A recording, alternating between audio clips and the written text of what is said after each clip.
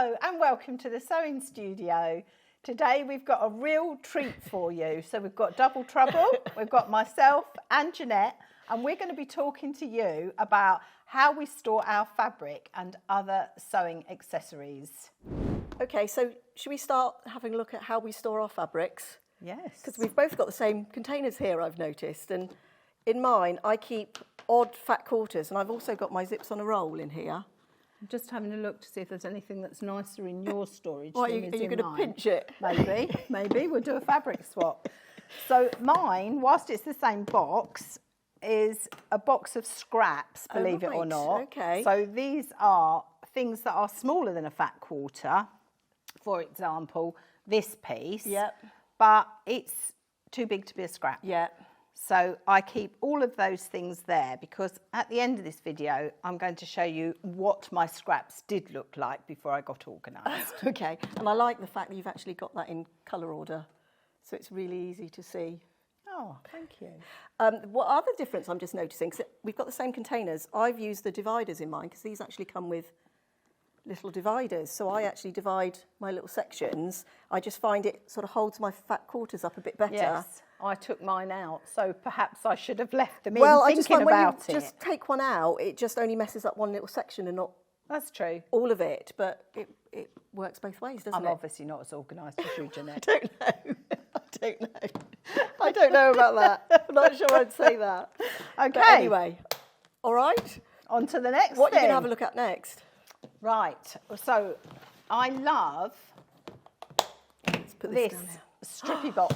I know, I haven't got one of these and I want one. So anything that is a leftover jelly roll, and I have left these ones in because I think these are really useful to try and keep them flat. Yeah. Yeah. Have you got box envy now? I have, because I keep my 2.5-inch strips in a smaller sort of slightly bigger than A4, and so of course they're always folded more. Yes. So every time I get them out, I really have. So I like the fact that actually you can store these longer. The only issue is where I currently store it is in a cupboard, and it's not as deep as that. So I would have to store them on a different shelf. But I mean, you know, a shelf's These a shelf. actually, this box, I've got 2 or 3 of these. They sit on the back of my cutting table. Yeah. Like that. So I've got them. Up. Yeah. So I've got them stacked up. So we sell these here. So before we leave today, I'm going shopping. Absolutely. I'm going shopping. So what else have you got? Let's well, have a I'll look. do, because you've got your leftover 2.5-inch strips. So I will have a look. I will show you my 2.5-inch box. I've shown this in a tutorial before. Now, I have got some random mini charms in here, but you'll sort of see they've got a small little. I actually bought these the other day at a quilt exhibition. These were on the sales table. Oh, wow. So I thought, well, I'll snuffle those up really quickly. So for the moment, I've put them in here, but that's not where my mini charms usually live. Right. But this is my box, so whenever I'm cutting fabric, if I've got a little bit left over, if I can get a 2.5-inch square or a couple of 2.5-inch squares out of it, I cut them and put them in here. So I end up with all these random 2.5-inch squares. And when this box is full, I don't go into a second box, because that way madness lies. That's my prompt. I need to do a project with these. You're so restrained. I'd just have to go into a second box. I know, but it just would take over, wouldn't it? My house isn't big enough. I'm already running out of room. It does take over. So I'm going to show you how I store my 2.5-inch pieces. Are you ready for this? Yes, I am. I'm loving this. So I've got 2 of these. I'll just say that at this juncture. I have 2 of these. This drawer is my 2.5-inch squares that are cut, not as neat and tidy as yours. You can see there's a theme going on here, can't you? That's okay. And then, in my top drawer, this is my overspill. My overspill, I hasten to add. Overspill. What were you saying about madness? I know, but they're just too lovely to... I know, you just can't use them. They're just too lovely to open up, aren't they? And what I love about them is you've got a little piece of all of these fabrics. Yeah. I just love Your them. overspill. Yeah, so I've got one of these. I'm not even going to ask. Full. How many others you've got? I'm not even going to ask. Just pop that away there, as you say. So what's in this bottom drawer? We've seen those. So this is my 5-inch squares that I cut out of scraps. Yeah. So it's great because I do lots of things with squares. I'm very squares and rectangles. I am. So that's all my pieces cut into 5-inch squares. So your container. I'm obviously got far less space for storing things because in my other container here, that's my overflow overflow random 5-inch squares. Look, I even keep the bits of cardboard in to separate them from, so I don't contaminate. There's definitely a thing going on here. Jeanette is so much more organised than I am. But even these little 2.5 by 5 strips go in the bottom. So, wow. So you can sort of see. Oh, I might have to start doing 2.5 by 5 as well. Well, I've got no other place to put them, so it makes sense. Right. They go with my 5-inch because they've probably been cut from one of these. So Right. She's so organised. I'm not always. I get what I call scruffy around the edges, and then I have to tidy up and sort things out because it starts to drive me mad if I can't find things. So that's my 5-inch squares. Okay, so you just said about scruffy around the edges, which brings me on to, Just leave those there. do you store your Salvages? I don't keep Salvages. I haven't fallen down that rabbit hole yet. There's time, there's time. So I love the ones that have got writing on. So this one, where flowers bloom, so does hope. Isn't that lovely? And then this was from a Janet Clare piece with the little seagulls. This one's got jelly babies. And I even keep these from the jelly rolls. Yeah, I keep the ribbons. This was Wordsmith from Janet Clare. So I've got loads. And because I do postcards, I often use these. I was going to ask you what you use those for. For postcards, which brings me on to, talking of postcards, I have a box here which I keep tiny pieces of fabric, and these are really tiny pieces. So if our theme was, say, sheep, then I've got that, or I've got that little beehive piece. I like the bees. Yeah, more bees. Actually, this month is rock pools, so that would be good. Yeah, that is good. Oh, there's a mermaid, and there's some waves. If I'm not careful, I might give away to the others what I'm doing, and it's meant to be a secret. Oh, right. And I also then keep in there 4x6 because that's the background. Yeah. So they're all cut, you're ready to go. Yeah, that's my Brilliant. postcard box. So I just love it. Yeah, you see, this is where I'm going to look more scruffy than you because I haven't brought it in because it's a little bit shameful. All my scrap, I have something I call my scrappy scrap bin, and it's a big one, but everything just gets thrown into it. And then I rifle through like a lucky dip. Oh, fantastic. And then you remember a piece of fabric from years ago, don't you? Yeah. And it brings you such joy. Yeah. You always remember where it came from and what you did with the rest of the fabric. Absolutely. It's a bit bizarre. So talking about scraps, I've got a little story to tell you about this gorgeous little bag. I can't take the credit. I didn't make it because, as you see, it's got a zip in, and I don't do zips, Jeanette. I know, I'm going to have to teach you how to do a zip. You're on. My get people over the fear of zips. You're on. Right. Right, so this, I was on a quilting retreat and I was making a quilt using all of these fabrics, and this was just a pile at the edge of my cutting table of all the bits I'd trimmed off. And one of the ladies said, "What are you going to do with those? You're surely not going to throw those away." So I just scooped them up and I put them on her desk. The following week, she came in and she'd made this for me. Isn't that gorgeous? Yeah. So the tiniest little pieces. I would be that woman because that's exactly what I say to people.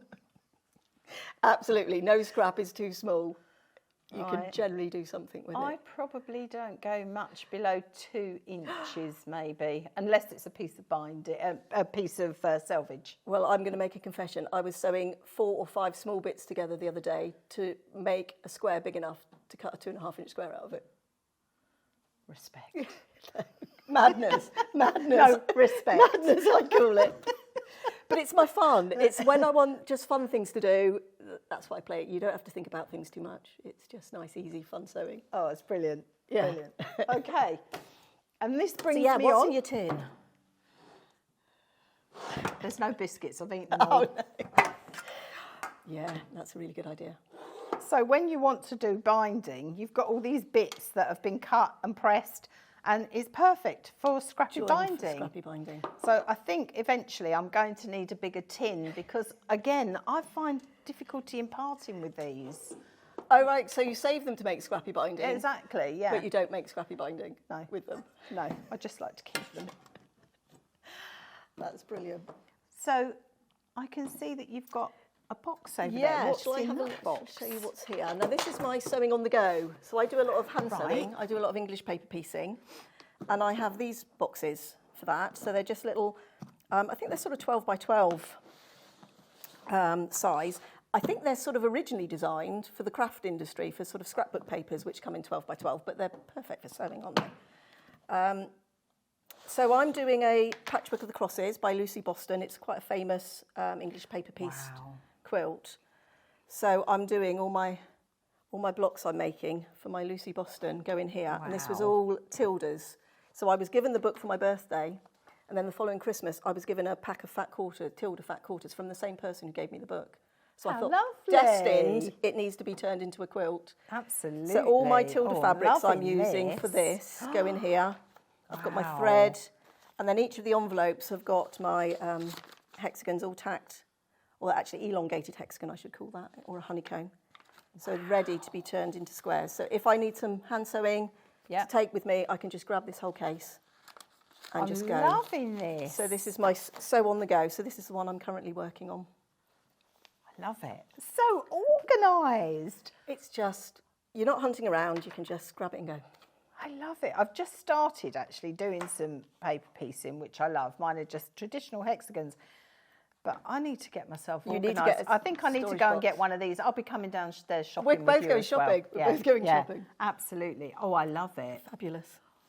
I do love someone else's fabric. I know, it's always more much interesting. more interesting than your own, isn't it? It is.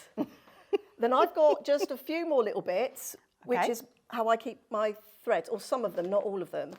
I used to sort of store them all away, and then I found I was always getting up from the sewing machine and going to find the thread. Yeah. So the ones I use all the time for piecing, I keep on a shelf right next to my sewing machine. So I don't even have to get up out of my chair. I can just grab the one I want. That's a really good idea, because I've got mine on the wall on one of these stands, and I'm constantly up and down. Yeah, that's a really good idea. And sometimes you think, oh, I can't be bothered, and you just use the thread you've got, and it's not always perfect.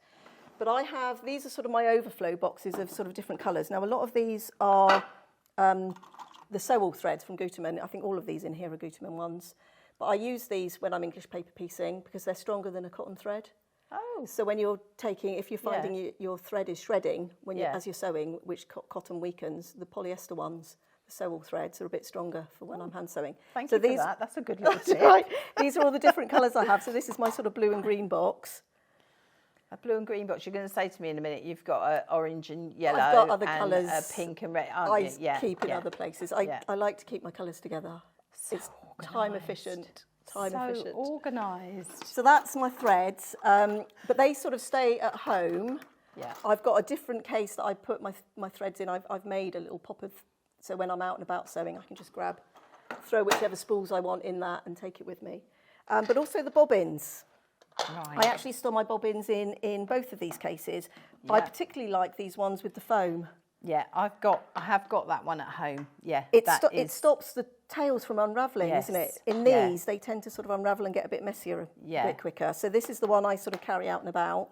Yeah. But I also, these are all the bobbins that have got Aurifil thread on them. So I keep them separate. See, again, so organised. I've got so much to learn. Well, it's different weights, and sometimes you can get tension issues, can't you? So it's just like if I put my Aurifil ones in there, they're separate.